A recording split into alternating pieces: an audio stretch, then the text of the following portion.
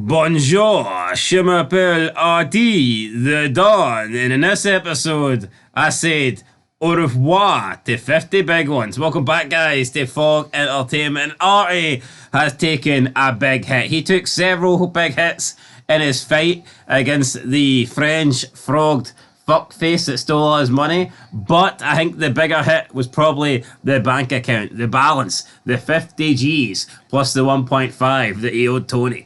John Philippe got the upper hand on Artie this episode, but this one's called Everybody Hurts, including Artie's stomach, which will need pumped at the end of this episode. But I think John Philippe is the most generic French name you can get. I bet you there's about 10 characters in the Walking Dead spin-off with Daryl Dixon that's called John Philippe. John Philippe. I know John Philippe for Hell's Kitchen. Yeah, I was going to mention him. Philippe. Just a lot of John Philippes, but this episode, it centres around, like, addiction. Do you reckon in France, the way, like, if you're Muslim, it's like you've got a 50% chance of being called Muhammad?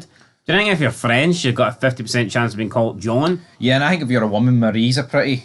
Marie, John Philippe. Maria, you got to see her. But yeah, suicide, addiction, it's all running wild this episode, Chris. It's just the same old shite, really, isn't it, The Sopranos? I mean, alright, Artie's not tried to commit suicide before, but Christopher certainly injected heroin before. Well, Chris's... a liability. Chris's heroin and junkie ways are going to come to a head soon enough. I will, no spoiler, but it will.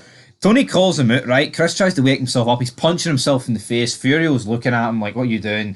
Then Tony's like, what's up? Do you think Tony knows Chris is on the drugs? He must. Tony's a smart guy. But then he's talking about making him his consigliere. You're talking about making him his number two soon. He says, you're going to lead Silvio's us. no spring chicken. You're going to lead us into the 21st century. And Chris says, we're already in the 21st century, T. But I'll lead you into anywhere. I'll follow you into the depths of fiery hell.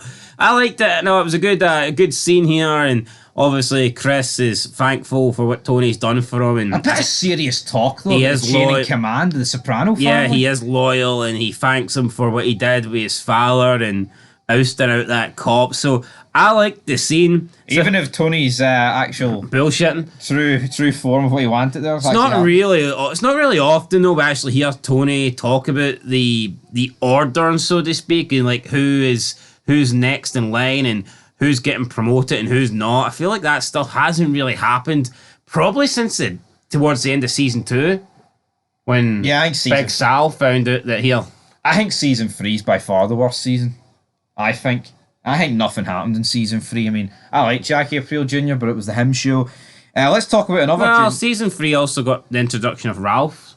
Oh, yeah, I think Ralph's good, but again, I think in terms of an actual story, the overall arcing story of season 3 was pretty poor. But let's talk about another junior, Anthony Soprano. We get introduced to a bunch of people that go to his school. I mean, he's got a girlfriend now. Yeah, can we just wrap this bit up? Really, we get introduced to Anthony Jr.'s new friends that we don't care for. He's almost bragging. Well, not bragging, but they think it's cool how much money his dad makes and how much money his dad's worth in the house that they live in and what his dad actually does. But we find out later on in the episode that it pales in comparison to what AJ's new girlfriend's father makes, because they go to her house and it's like literally about 10 mansions that have been built together. Is it safe to say though that Tori's probably got more money than her dad, but he just can't show it? Possibly, but I mean, this was a big, massive house, and like what does her dad do? I don't know what her dad does, but I mean, I would say at this point, right, Tony's not far off being a millionaire in terms of like the overall money. Like so you don't think this is a millionaire's house? But this woman? No, yes. I probably think it probably is. So what are you on about then? Tony's got more money? No, he obviously doesn't. I think it's close. I don't think it's a point. This guy had butlers and fucking... Yeah, but Tony's got maids. If he wanted butlers and people to answer the fucking like AJ said, he's got a maid 3 days a week. And you don't think Tony could afford it 7 days a week? This guy had security. This guy's got like a house on top of a house on top of another house. Yeah, but Tony's got his own security. He's got maid guys. There's no reason to have maid guy. Are they stuck outside the house waiting? No, because there's nothing pressing them. How do you know there's nothing there's nothing necessarily pressing her father? Yeah, but he must be weak. Mustn't be able to defend his own house. Hasn't heard of the second. Because if someone breaks into Tony's house, are you going to come down with the fucking house robe on and chuck them out? Fucking start throwing ducks at them? May as well. No, I just think her dad's got more money than Tony. It's not even... What? No, hold on. You've got Carmela talking about £3,000 ornaments, and this guy's got paintings worth fucking hundreds of thousands. I mean, come on. The kid with the bowl cut. What was he looking like? He pointed at this. The paintings could be worth millions. So he's touching them. He's just walking. See, that's not very realistic. Now, I don't care how rich her dad is, right? Normally, rich people actually want to protect their property and their investments and their money. They wouldn't let any job or yeah, I can't imagine that they'd be willing to. This guy be willing to let his daughter, right, bring in random friends without them being fed, and then allowing those friends to walk around the house picking up paintings and shit that are worth supposedly potentially millions. No, I don't think it would happen either. And I think AJ did point out, won't your father, like, won't somebody worry about us stealing this? Or even damaging it accidentally? Didn't make any sense, but look, this whole shit did nothing for me. AJ actually ended the episode by, what was it? He answered the question about, your dad's not that rich. He went, yeah, I don't know. Something like that, he said. Was that what he said? It was something pissed. Anyway, Sopranos doesn't know how to end an episode. AJ's got a new girlfriend. They want to have sex. That's pretty much it. He tries to meet up with Mido so he can borrow her. An absolute shithole in the Bronx. Yeah, he thinks that she's somewhere good and a good job in a good place, and turns out she's not really living the American dream. Things are shit for her, and then she doesn't lend him the keys to her room. So that's basically the AJ stuff. I just don't like The Sopranos. Has got a bad rep. It's got a bad, it does this all the time where it kind of just like introduces characters out the blue. They don't introduce them gradually. They introduce characters and they expect you to care. I mean, we've never seen any of these people that AJ's hanging out with before. Then all of a sudden we see them and they play a big part in the episode. Yeah. Ridiculous. But I want to talk about the bigger part. There's two pretty other big storylines. Gloria Trillo. Tony finds out she hung herself from Carmela in bed, but she doesn't know about the affair. Tony then goes into the car dealership and he's asking all these questions like he's a detective. You know how she felt at the end? The guy's like, I don't know, probably a man. And then Tony takes that a wee bit bad. He's like, what? And he's asking just these questions. If this guy took this conversation we had with Tony to the police and went, here, I think this guy might have something to do with me, Tony would look a wee bit guilty. But he takes a bottle of Artie's new vodka because guess what? Artie's investing money with some French guy called John Philippe. It's a business proposition. It's going to be the new vodka.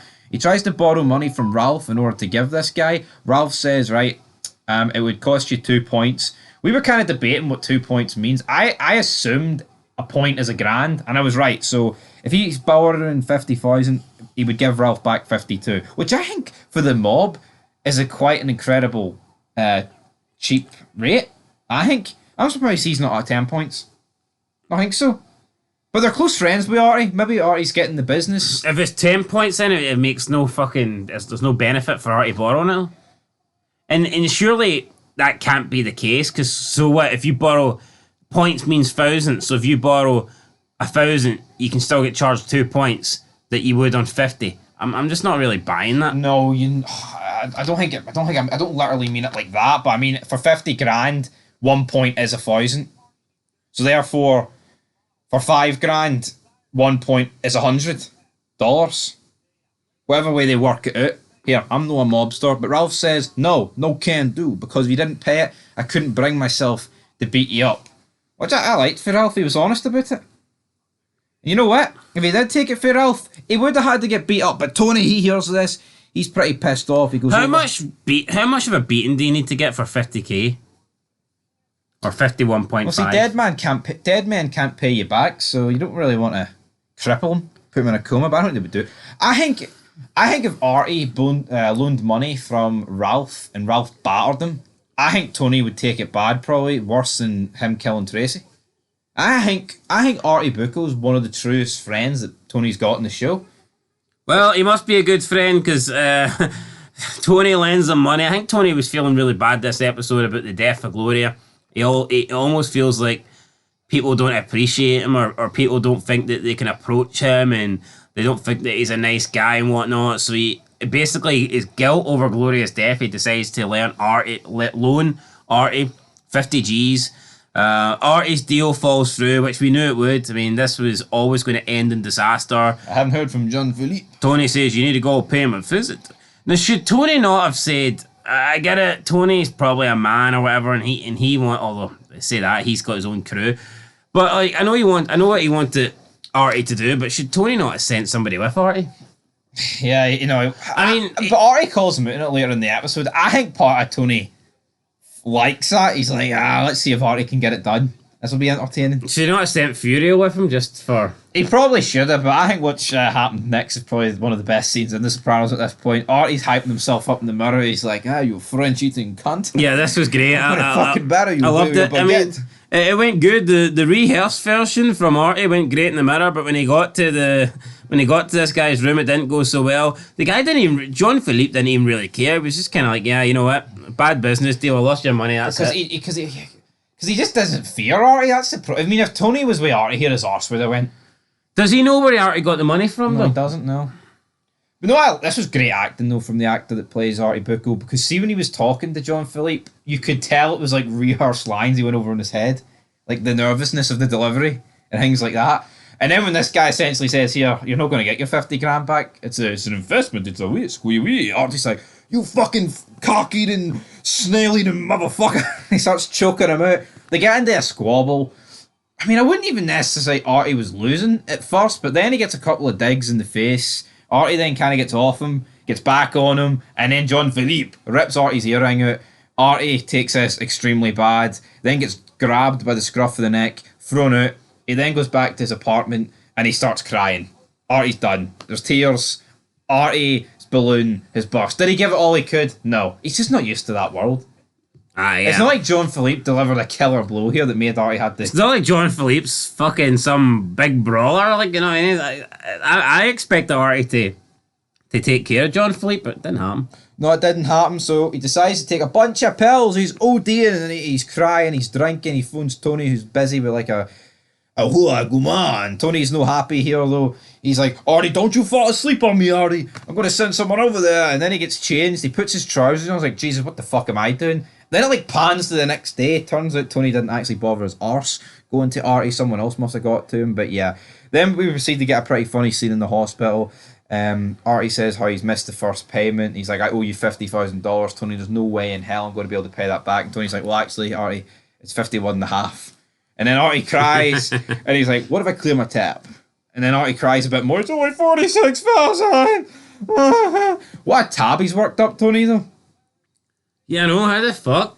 Artie's struggling for money and Tony's worked up a $6,000 tab.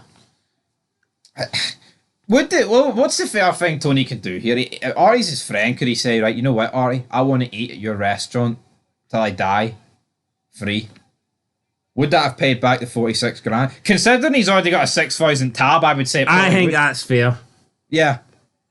But you could argue that if Tony starts ripping the piss at it and he brings all his made men, that within the space of a couple of years, that 46 grand could easily be racked up. No, absolutely. I mean, if you're You're thinking champagne as well and stuff like that. I mean, if you're spending 5k a dinner on like 10 people with champagne bottles and you quickly, I mean, you get 10 of them, 50 grand. I mean, over the course of decades. So I mean, it sounds good, but long term, that's probably not a good deal for Artie. But what choice has he got? Yeah, he's got no choice. Tony's rich. Tony could just say, look, we'll just forget this happened. Which is maybe what he did do, but I still got a feeling that this ain't going to be the end of it. Yeah, we'll have to wait and see. Tony kind of left it as if, you know what, don't tell anybody this happened, and that's it, squashed. Yeah. But I wouldn't be surprised if Tony looks for a favour or looks to, I don't know, bring this up at a later date. Tony puts it on the table. It gives him a pretty fair deal, in my opinion. Then Artie starts calling him out. You're Mr. 20 steps ahead. Then he starts getting fucking furious. He's like, you thought I would see this shit go bad? And he's like, they fucking pumped your stomach. You got mugged by a bunch of kids, Artie. What did you do? I didn't. I got beat up by a French guy. And then he's fucking choking Artie out in the... You got mugged, damn it. And then he fucking storms out, slams the fucking door. And Artie is left to cry once more. So, I enjoyed it. Really good scene. Yeah, I mean, also, to some other stuff, he signed the agreement with all the Artie stuff was great. I think every time Artie appears, it's funny. He made that joke about the Twin Towers like 3 episodes ago. I got a cheap pop out of me. Other stuff this episode, Tony signed the agreement with Carmela to like leave all the money with her if he dies. And he got the cousin who set that deal in motion, a bunch of new suits, and he had a dream about Gloria, who of course is confirmed as dead. But anyway, that's it for Everybody Hurts. I mean, I thought it was a pretty good episode in terms of Tony's character development. Like, he tried to help people instead of being the depressing prick that we all know he is. But overall, I mean, for the story, what does it do? Like, it kicked off strong with the whole Chris promotion thing, pretty much. Tony saying he's going to distance himself from talking to people. And then, like, it's good for Artie and Tony. But see, in terms of everyone else that's a part of the family, like, what did this episode do? No Bobby, no Junior, and people like that. Sylvia no there, Junior no there. It's been a while since we've seen Polly. I don't even think we've seen... Well, we did see Ralph, but it was like just for a small bit where he basically just turned down Artie. So yeah, not a lot happened with those guys, but I mean, overall, I really enjoyed the Artie stuff. Didn't really need to see that much of the AJ stuff and his new friends. Entertaining episode, though. I thought it was pretty good. I'll give it a 7 out of 10. Yeah, I'll give it a 7 out of 10. I think it's sad that Artie Bucco, you know, the guy who owns a restaurant, delivering like some of the best stuff in a show that's considered the greatest of all time. But anyway, till next time, 7 out of 10. Peace.